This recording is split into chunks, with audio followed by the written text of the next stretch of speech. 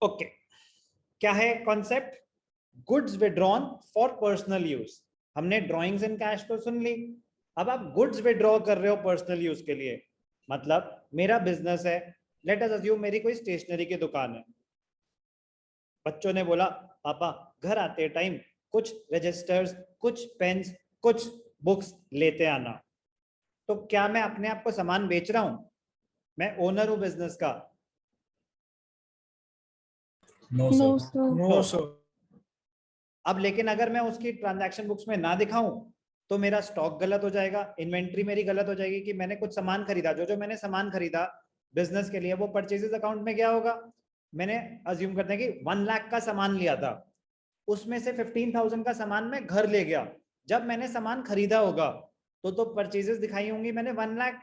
Yes और no?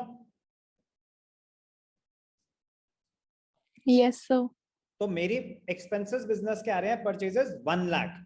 लेकिन अगर उसमें से मैं 15,000 का सामान घर ही ले गया और उसकी मैं रिकॉर्डिंग करा, मेरी तो है, मेरा बिजनेस, मेरा सामान, मैं नहीं दिखाता बुक्स में, तो आपके परचेजेस दिखा रहे हैं 1 लाख और सेल्स होंगी उसके अकॉर्डिंगली।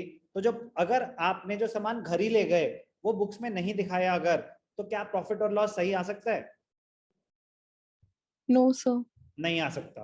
कह रहे हैं अगर आपने कुछ पर्सनल यूज के लिए विड्रॉ करा है आपको बुक्स में तो दिखाना पड़ेगा क्योंकि सामान उतना गया। कह रहे ठीक है, जो सामान मैं घर लेके गया उसकी कॉस्ट प्राइस थी 15,000 और मार्केट में वो बिक रहा है 20,000 का, तो मैं क्या अपने आप को सामान बेच रहा हूं? No, sir. तो ये मानना चाहिए कि 15,000 का सामान ओनर घर ले गया। ओनर अगर घर ले गया तो ओनर का पर्सनल एक्सपेंस है, ओनर अगर घर ले गया तो ओनर का पर्सनल एक्सपेंस है। ड्राइंग्स को डेबिट कर देंगे, ड्राइंग्स को डेबिट कर देंगे क्योंकि आपकी ड्राइंग्स बढ़ रही हैं, ड्राइंग्स बढ़ रही हैं तो आपकी कैपिटल कम हो रही है। Decrease in capital is debited. कोई डाउट?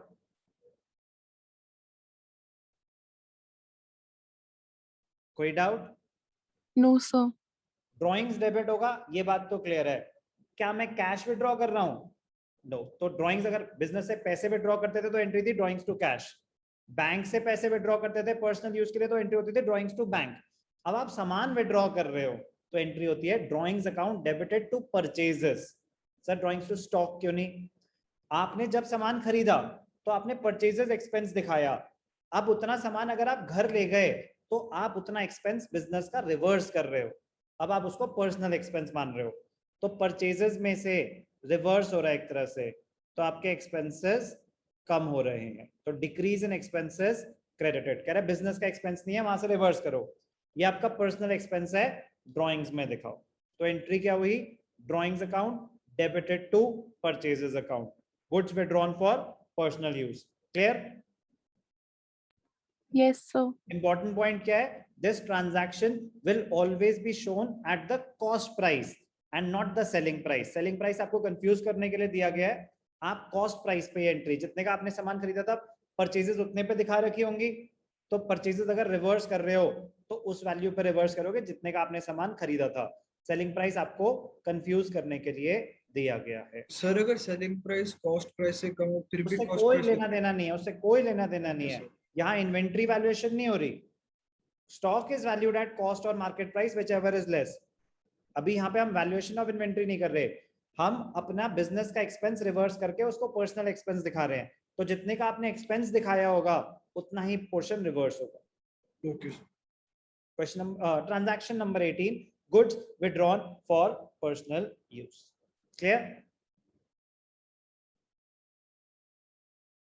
क्लियर?